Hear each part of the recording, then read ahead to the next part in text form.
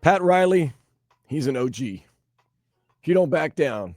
He's not scared. We've heard over the years he's tough as nails. One of those instances, time he and Shaquille O'Neal got into it a little bit. Well, Shaquille O'Neal was talking earlier this week and kind of explained the whole incident on what went down, at least in his opinion, when it came to him and Pat Riley and their final days, or at least Shaq's final days with him here in the MIA. One day, Jason Williams came late. Like, remember he used to have that clock? Yeah. But Jason Williams came a half a second late, and he was like, hey, man, you need to get out. I told Jason, we're not doing that, because, you know, that's when he got rid of Antoine and all my guys, and I had a regular team, so we was losing like crazy. So he told J-Dub to get out, and I said, no, we're not getting out. He said, well, you get out. And I said, put me out. So we got into a little scuffle, and then the next day, I was traded. Damn.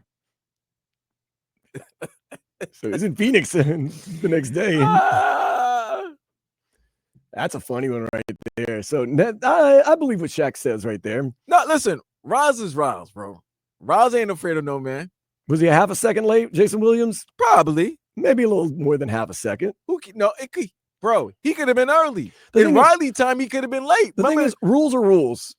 Listen, we know head coaches, especially in the NFL, that they would say team meetings at 3:30, and if somebody gets there at 3:29, they'll say they're late. Mhm. Because in their mind, you should have been there 5-10 minutes prior. Mm-hmm.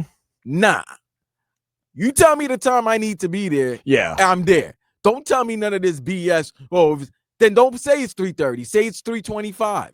Right. But if there's a clock up there and you're half a second late, If you're up, you have to draw the line. You have to say rules are rules. if you are half second late, fine. Now, if this is a repeat offense and you've been doing it over and over, I get it. But it's Riles, bro. I do think Shaq was still a little upset. He said he traded off all my guys and he Right. started losing like crazy. Because Riley, listen, as much as we love Shaq just wanted to have fun down in Miami. He probably wanted to fool around and everything like that. And Riles wanting Shaq to get back in shape probably thought, hey, let me get rid of all these players, all your boys that you love to hang out with and not get serious so that I can get you back focused on the job at hand.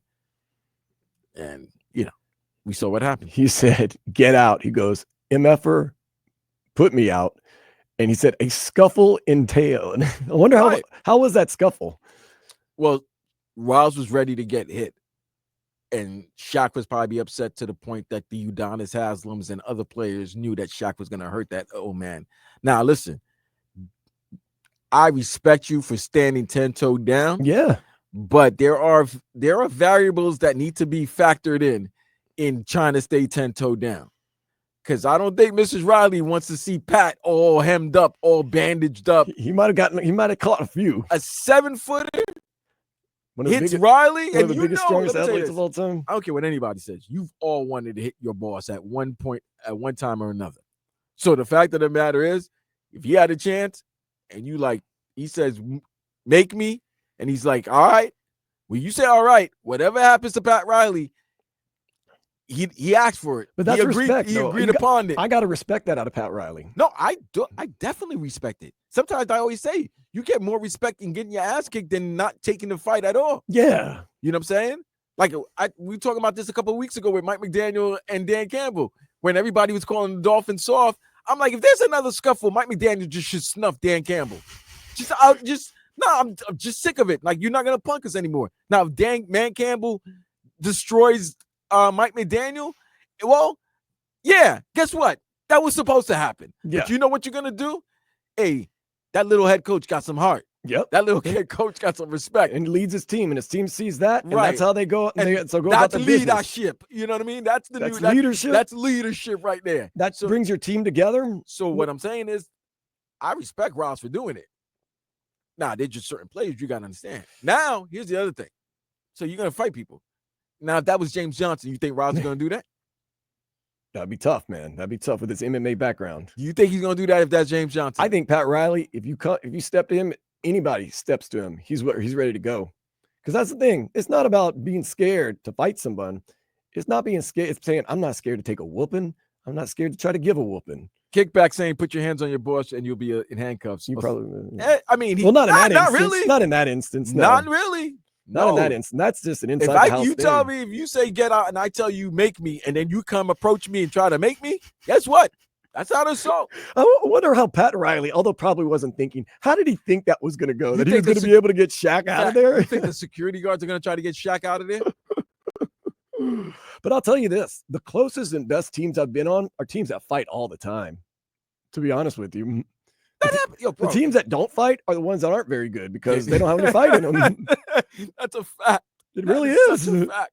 Like, if you don't have no type of dissension or problem to get over and then become kumbaya, then you're not going to win. No, you're not. You're not. You're not. You were the best of teams are the teams that in practice, when I say they get after it, they literally get after it. That's the year when they had that public fight, the Miami Heat with Jimmy Butler and Eric Spoelstra. I was like, that's a real team. That's a team that can make a run. See, the bumping, that's the bumping sometimes is weird. Because I don't get why star players bump the crap out of their head coach. That makes no sense. Like, your head coach is not going to fight you. Especially not out on the court. Not on the court. Although they got close. Those words were strong. Jude Butler and who else was getting involved? UD. UD ain't going to let no disrespect happen. Spoke. UD said very choice words to, was it Jimmy I'll Butler? F you up right here, right now. That's what he said. And Jimmy sat down. He sat down. Man. But in his mind, he was like, I'll beat you up, UD, but he wasn't going to say that. But in his mind, he thought that. Pat Riley, though, Shaq put me out. Shaq was mad, man. You could tell that he didn't like the situation here in Miami anymore.